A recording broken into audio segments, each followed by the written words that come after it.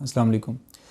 आज एक बहुत अहम मौजू के बारे में मैं बात करूँगा। इसकी सिलसिले में एक वीडियो हम पहले बना चुके हैं और वो जो मेन इशू जो सबसेट ऑफ डिजीज़ है वो है पखाने के रास्ते खून आना।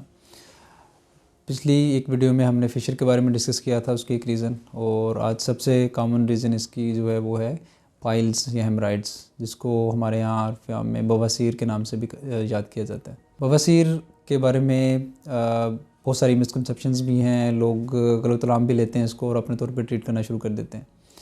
तो जैसा कि मैंने पहले भी बताया था, खाने के रास्ते में चाहे फोड़ा हो, पिंसी हो, खून आता हो, पीप आती हो या ख़ारिश होती हो, खाना करते हुए दर्द होती हो, कोई भी मसला हो तो उसको लोग बवासीर के तौर पर ही लेते हैं।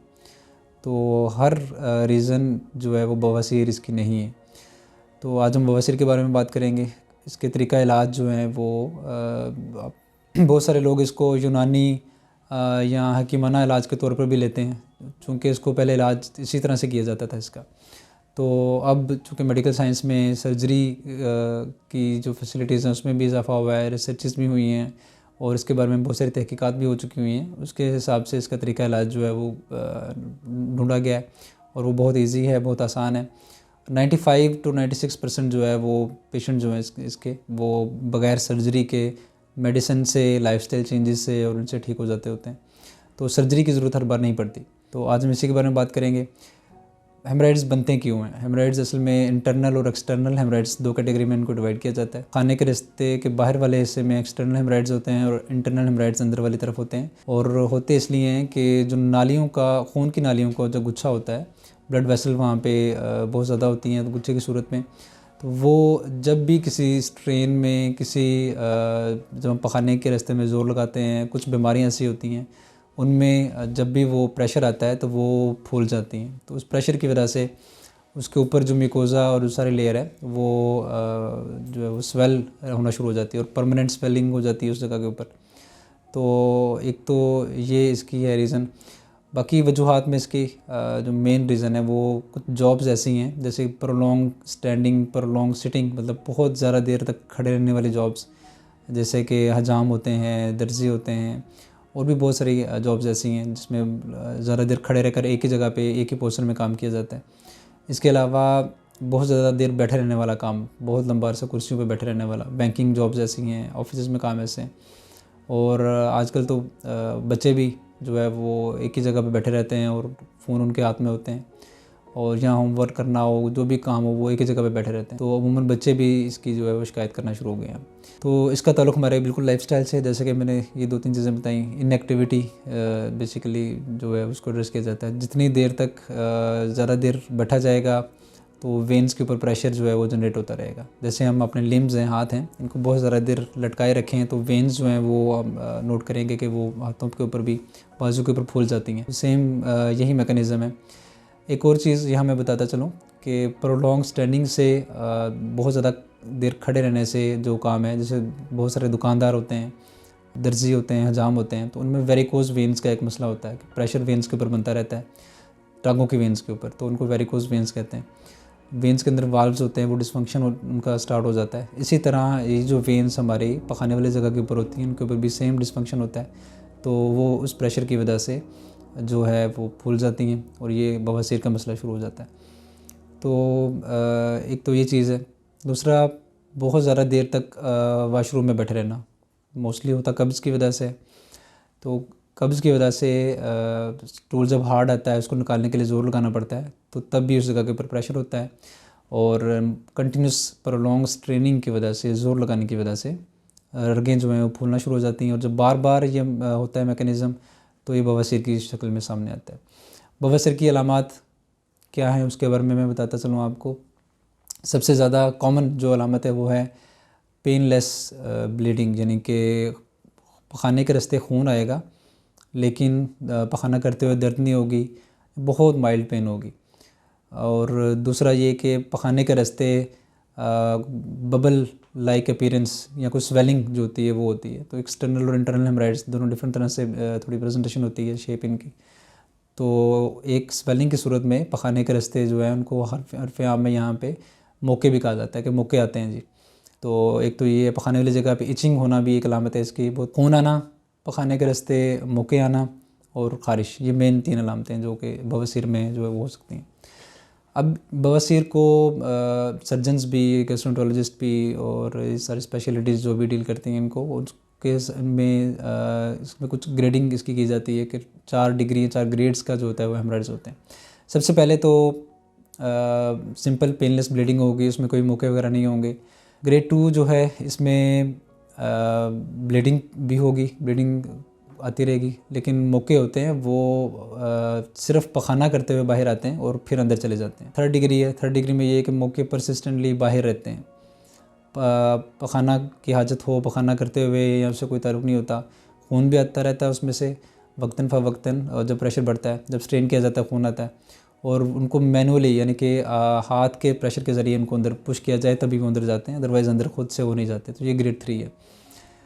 ग्रेड 4 को कॉम्प्लिकेटेड हेमराइड्स हैं। ग्रेड 3 के जो हेमराइड्स हैं अगर कॉम्प्लिकेटेड हो जाएं, जैसे कि उनमें खून के क्लॉट आ जाएं, थ्रोम्बोज हो जाएं, उनमें इन्फेक्शन हो जाए, तो ये ग्रेड 4 हेमराइड्स हैं। और ग्रेड 4 ही वो हेमराइड्स हैं जिसमें सर्जरी की इंडिकेशन होती है कि अब पेशेंट को सर्जरी की ज़रूरत है। इसके ट्रीटमेंट की तरफ और इसके डायग्नोसिस की तरफ जाते हैं। डायग्नोसिस के लिए कोई ख़ास टेस्ट, कोई ऐसी चीज़ नहीं है। कॉमन और सबसे ज़रूरी जो चीज़ है डायग्नोसिस के लिए वो है डिजिटल रेक्टल एग्जामिनेशन, यानी कि पखाने की जगह का मुआयना करना। हमारे यहाँ बहुत सारे हकीम जो हैं और क्वैक्स जो हैं वो पखाने के रास्ते खून आने को मैदे की गर्मी, जिगर की गर्मी, अंतड़ियों की सोजिश और ये सारा बना के पेश करते हैं, और मुआयना किए बगैर, उनके पास कोई इंस्ट्रूमेंट, कोई ऐसी चीज़ भी नहीं होती कि वो उसका मुआयना करें। मुआयना किए बगैर वो बहुत सारी अद्वियात ऐसे दे देते हैं जो कि फ़र्दर मसला जो है वो क्रिएट कर देती हैं। खुराक की एहतियात बताई जाती है और साथ वो दवाई दे देते हैं। थोड़ी देर के लिए वो रुक तो जाता है लेकिन मसला जड़ से ख़त्म नहीं होता। तो इसको ख़त्म करने के लिए आगे जो ट्रीटमेंट हैं, जो ऑप्शंस हैं, उसमें मैं बहुत सारी चीज़ें आपको बताऊंगा। तो डिजिटल रेक्टल एग्जामिनेशन, पर रेक्टल एग्जामिनेशन जो है, PRP उसको कहते हैं, वो उसके ज़रिए एक तो देखा जाए, और एक छोटी सी डिवाइस है उसको प्रोक्टोस्कोप भी कहते हैं, उसको जेल वगैरह लगा के उसके ज़रिए जो है वो अंदर पुश किया जाता है। उसमें हमें इंटरनल और एक्सटर्नल हेमराइड्स का डिफरेंस भी पता लग जाता है। इसके अलावा अगर पेशेंट की एज ज़्यादा हो, खून की कमी होना शुरू हो जाए, वज़न की कमी हो जाए, तो फिर आगे इसकी ज़रूरत पड़ सकती है कि सिग्माइडोस्कोपी, यानी कि बड़ी आंत का जो आखिरी पोर्शन है सिग्माइड कोलोन, उसका मुआयना जो है वो कर लिया जाए। या कोलोनोस्कोपी भी अगर इंडिकेटेड हो तो ये आपको किसी भी मुस्तनिद डॉक्टर से जब आप एग्जामिन करवाएंगे तो वो आगे उसके अकॉर्डिंगली आपको फर्दर प्लान देंगे कि कोलोनोस्कोपी करनी है, सिग्माइडोस्कोपी करनी है, या जो प्रोक्टोस्कोपी है सिर्फ उसी पे इक्तफ़ा करके इसका इलाज शुरू किया जाए। अब इसका जो ट्रीटमेंट है वो हम बहुत सारी चीज़ें, इसकी रीज़न बता चुका हूँ, उन्हीं को एड्रेस किया जाए तो यही इसका इलाज है। मेन अपनी रूटीन जो है वो चेंज करें। अगर आप प्रोलॉन्ग सिटिंग वाला काम है तो ब्रेक्स लें, थोड़ी देर बैठ के अगर बैठें थोड़ी देर बैठें और 5-10 मिनट की ब्रेक, चहलकदमी करें। इसी तरह जो खड़े होने वाले काम है उसमें भी थोड़ी सी चहलकदमी करें, बैठें और फिर खड़े होकर काम करें। ये 2-3 चीज़ें हैं। खुराक में जैसे कि मैंने बताया कि कोई भी ऐसी चीज़ जिससे कब्ज़ होती है उसे अवॉइड करें। डाइटरी चेंजेस जो हैं वो सारी करें। फ़ाइबर का इस्तेमाल करें। फ़ाइबर जैसे कि मैं बहुत सारी वीडियोस में पहले भी बता चुका हूँ कि फलों में, सब्ज़ियों में, छिलके वाली दाल में, आटे में, चक्की वाला जो आटा होता है उसमें, सारी फ़ाइबर रिच जो फूड है। गोश्त का इस्तेमाल अमूमन जो है वो लोग बताते हैं कि कम कर देना चाहिए। गोश्त में बिल्कुल फ़ाइबर कम होता है, लेकिन गोश्त का इस्तेमाल बिल्कुल तर्क कर देने से भी आपकी कैलोरी रिक्वायरमेंट जो है वो पूरी नहीं हो पाती। तो बेशक इसका इस्तेमाल ज़रा कम करें गोश्त का, लेकिन बिल्कुल बंद नहीं कर देना चाहिए। और इसके अलावा फ़ास्ट फूड से बिल्कुल अवॉइड करें। मैदे से बनी हुई अशिया, पिज़्ज़ा, बर्गर, शवारमा, नान वगैरह जो होते हैं इनसे अवॉइड करना होता है। तो जो भी चीज़ कब्ज़ करती है या मसला करती है इस तरह का, तो उसे अवॉइड किया जाए। पानी का इस्तेमाल बहुत ज़्यादा किया जाए, फ्रीक्वेंटली पानी पिया जाए, और ये सारी आदत डाइट में और लाइफस्टाइल में चेंज करके आप जो है इसको रोक सकते हैं। बाकी कुछ मेडिसिन है इसके लिए जो कि इसकी सोजिश को और इन मसाइल को कम करने में हेल्पफुल होती है। और इसके बाद जो हमारे घरेलू तरीके हैं, क्योंकि इंसान सबसे पहले जो भी मसला इस तरह का होता है तो उसमें घरेलू टोटके या घरेलू जो चीज़ें होती हैं उनमें हल ढूंढता है इसका। कुछ चीज़ों में रिसर्च हो चुकी हुई है और वो वाकई बहुत फ़ायदेमंद भी साबित हुए हैं। ग्रीन टी एक्सट्रैक्ट्स हैं, सिट्रस है, तो यानी कि चाय कहवा वगैरह पीने से भी थोड़ी सी इसमें बेहतरी आती है। यानी कि परमानेंट हल इसका ये है, लेकिन इस सोजिश को कम करने में, वेंस के ऊपर प्रेशर को कम करने में ये चीज़ें वाकई जो है मददगार साबित होती हैं। सिट्रस, आजकल से सर्दियों में सिट्रस इजीली अवेलेबल होता है, तो ज़्यादा से ज़्यादा इसका इस्तेमाल किया जाए। ग्रीन टी का, कहवा का इस्तेमाल किया जाए। ये चीज़ें जो हैं ये बड़ी मुफीद साबित होती हैं। इसके बाद ग्रेड और डिग्री के हिसाब से हम डिसाइड करते हैं कि और ऑप्शंस जो हमारे पास होते हैं सर्जरी के अलावा, वो बेंडिंग है। इसके बाद एक इंजेक्शन होता है, स्क्लेरोथेरेपी इंजेक्शन होते हैं, वो इनको बिल्कुल जला देते हैं, ख़त्म कर देते हैं, जो भी चीज़ ऐसी होती है। इसके बाद सर्जरी वाले ऑप्शन आते हैं, वो मैं आपको बता चुका हूँ। थ्रोम्बोज हो जाए, इन्फेक्शन हो जाए, गैंग्रीन हो जाए, तो उसमें सर्जरी की तरफ जाया जाता है। तो जब भी ऐसा मसला हो फ़ौरन डॉक्टर से रुजू करें और ट्रीटमेंट ऑप्शन उसके हिसाब से डिसाइड करें। Thank you.